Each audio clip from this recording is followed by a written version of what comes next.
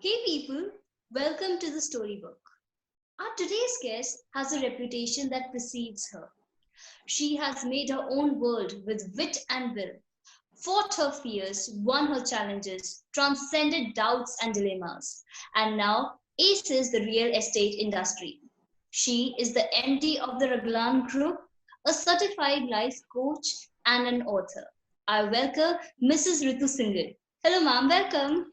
Hello. Thank you so much for a very How humble are you, ma'am? introduction. Yeah, all good. Thank you. Yeah, Yes. thank you. So let's start your story. It Mhm. starts decades back, right? A couple of years back. You were this normal housewife, Mhm. and your world revolved around your children and your husband. But there was this one unfortunate incident where your husband died. There was this untimely death. Then there were people, the bankers, they were on top of your head, asking you to give up your house to fulfill the debt. Your workers had insecurity that you would not be able to take care of the company. People had their doubts and insecurities attacking at you. But, ma'am, your mental strength, because of that mental strength, you solved the pieces of jigsaw puzzle one by one. Ma'am, where did this mental strength come from?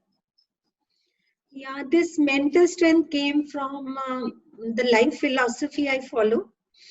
So this I am following for last many years. I never knew that this is going to become my such a backbone in my most critical times. And especially this was beyond anybody's imagination when my husband committed suicide and huge debts. It was like 60 crore debts and hundreds of court cases. So it was totally kind of a shattering situation, but that life philosophy came so handy. I remember, I used to initially, before joining this philosophy, I used to be a person who would get easily depressed, So, but after joining this, I understood law of cause and effect. I understood how life is. So I just took it head on. I thought I have no other choice. I can't run away because I cannot run away from karma. So this life philosophy was really handy, I can say. And secondly, because of this philosophy and because of the mentor we had, so I always would get, like, anybody has anybody, like some people make role model, maybe Nelson Mandela, maybe Mother Teresa. So for me, he was Dr. Daisaku Ikeda was the role model. So because he had seen such great difficulties, after World War II, he was so sick. Also had immense issues, so how he came out of it. And not only that, he won so many awards, more than 380 doctorates from all over the world without formal education. So Yeah. that was a great inspiration for me. So I always would think that if he could do, even I can do, so that was my, power point from where I would get power and nourishment. Yeah, so I kept moving forward. Yeah. Yes. And we just spoke about doctorates and not having formal education. Ma'am, Yeah. your education background too. I mean, it's like really, it coincides with the situation. You are a gold medal holder in law, and because of the situations, you stepped into the production engineering estate world. There was a big gap, and how did you bridge this gap? Yeah. So I believe, education does not mean that you are, good in one area. I believe it's more of sense of analysis, sense of, reasoning, and you have basic intellect whereby you can apply it anywhere. So though you have to train yourself, you have to train your mind, you have to really work hard, no doubt about it. Uh, like I'll say, law education came handy in terms of that people will get scared that they can't cheat on me because I had that background, so maybe I'll take them to the court. Coach. So, but on other side, as far as engineering, like we have industry also, and that time industry had not really begun, so it was in bad shape. Means just started, and then this happened. So all staff left because They thought now this industry is gone, who will handle, like that. So things were really bad. But once I decided, once the decision was made that I have to run it, because I tried selling, I really tried that somehow I could get out of it, because even I never believed I can do it. But I didn't get the price, it was like peanut kind of prices I was getting for that, and loans were huge. So then I started educating myself. I went to China, I worked in their labs, learned how to make synthetic leather. So I would go to my site, I will understand the foundations, sit with engineers, learn the basics that how it can be done. So, I remember making notes, sitting with the seniors or experts, like even on 15th August, I remember since from morning till evening, I was sitting with them and just, making notes that how electrical equipments can be, efficiently used. So this is Wow. how I educated myself in all the areas, whether it was real estate, building foundations, or whether it was chemicals relating to industry, or even marketing. I was so weak in marketing. I would say I can't tell the price of the product. It was not me, kind of person I was. So I trained myself slowly and steadily towards everything, because I had a great belief that without education, without technical know-how, I cannot really run industry. I cannot really take control of it. People will make fool out of me. That I was very clear. So I really made effort to learn. Yeah. Wow. People at one point they just give up, but your spirit was so nice. It was like a shining star, ma'am. You were like a warrior at that time, I must say. Thank you. And Thank you coming so to much. warrior, yes, and you made your space in a male-dominated society. Oh, sorry, and male-dominated industry. How has this journey been? From being this one woman who really didn't know a thing, and now, being a part of this industry, and actually having your own space. Yeah, it was somehow funny as well as adventurous, because people wouldn't take me seriously. They would think, कि, oh, ma'am, मतलब उनसे क्या करना है? As if lady से क्या करना है? That kind of feeling. So whether it was banks, whether it was any government organizations, whether any even customers or suppliers, they would feel that she doesn't know anything. She's just sitting on the chair for the sake of it. But so they will not get into that interaction. Like even if I'll go to the government office, I remember they will not even look into my eyes, they will not even look at my face. They will turn towards the director, and they will start talking to him, because they thought I don't know. But because I had gathered so much knowledge and I wanted to really deal it, from the root level, so ultimately they'll get back to me and they'll say, she knows and she knows what decision to make. So it was an effort. So many times like once I went for SBI meet, State Bank of India ka ek official dinner tha, and there were 600 men were there. I was the only female. Oh my God. So they all you were looking at me as if some alien had come. So they were very Yes, uncomfortable, and so I had to make an effort to make them comfortable. So it was always like that. So but once they would get comfortable, they will know that she means business and she knows it. It's not at superficial level she's talking. So that is how I had to win trust. And especially in terms of real estate, when I had to buy land, new land, that was a great struggle, because at that time,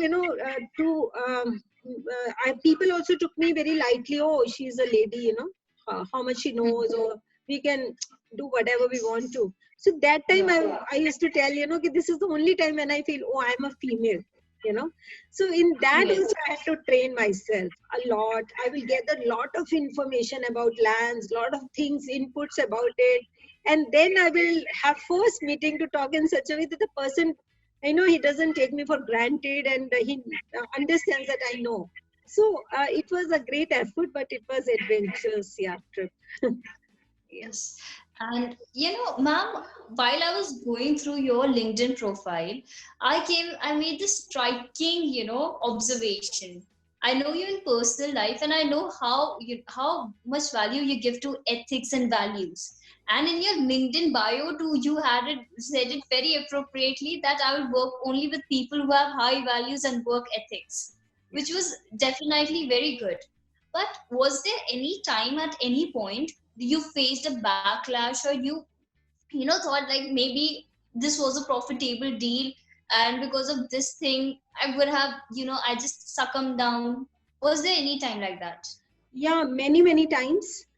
Like there were many OEMs. When there's always corruption at every level, whether it's a purchase Yes. department or production department or it's R&D department. They'll approve your product, but then a production department will reject it, or purchase will do some manipulations. They will kind of there were many ways how they will handle this. Price factor, Yes. product factor. In our product what happens, like if you give little more heating, so it will crack. So they want to prove that they don't want to buy from ABC supplier, so they will prove your product to be wrong. Such things happen because we are not giving them bribe. So I had to face it in many places, but I really fought back. So there was one organization there, something like this happened in a major way, and they were our bread and butter in a way. But I did Hmm. not give up. So ultimately, I went to the senior management. I went to the owners. They're big company, 2,000 crores. So I went up to the owners and I told them everything, how it is happening. So and somehow the people there, they were chucked out, but few people were still there, and they again manipulated in such a way that we were out from that organization. But I did not feel that I should not have done this. And later on, they came back to us. How? Because of our product. There were few products which only we were making. And so for that, they had to come back. So how I fought this battle was based on product. That if we are giving good product, we are giving good price, we are giving good service, then nobody can beat us. So I only focused on what special product I can make. So I work more on R&D, so that we are different from others. And there was another company, again they are multinational company, and they used to buy a lot of material from us, and it is a very specialized technical product. But somehow things happened in such a way that for 1 year they did not buy from us, and I also did not sell it to anybody else. I was committed to my, whatever MOU we Resolve. had done. So I said no, there was commitment. So till there is proper communication and they refuse to buy, then only I'll go somewhere else. So ultimately, I got to know in their company there was some problem. Their own people had left the company, made a new company. So then when they understood that how we waited for 1 year, they became kind of our own, like a family. So much trust, so much respect I earned because of that. So this is how I continued. So I never gave up on my value system. My God, your value system. This is this one time where our generation is just, giving up on values, following the way of corruption or sensationalism, just to get these things their way. But I think until we don't have a value system, we can't go very long. Value system is like Yeah, this horse of a long run. The benefits will be in long term, not in short term. exactly. Definitely, ma'am, your story is very empowering. Yeah. So we So, should ma'am, not what look is in. your... Yeah. Yes, yes, Yeah. ma'am. What were you saying? I said we should not look in for short-term gains. That is the key. Yes, Yeah. yes. And ma'am, your story was very powerful. Definitely. What is your message to all the women out there who are fighting taboos and stereotypes, but effortlessly striving to prove themselves and make their place in this world? I believe that they need to be very, very strong, not to give up. because mostly the obstacles we will face, I also face millions of obstacles, right, left and center. So, but not to give up. You need to believe in your own self. We have huge potential. One of our literature, they say women can surpass men, so I believe so. But only thing is, women get shadowed and they just give up because they believe, they somewhere inherent belief is that maybe they cannot do it, or maybe they're supposed to be just obey other people. I'm not saying we have to be very respectful. We really need to put everybody with dignity. But point is not to lose one's own dignity as well. That's my message to everyone. Yeah.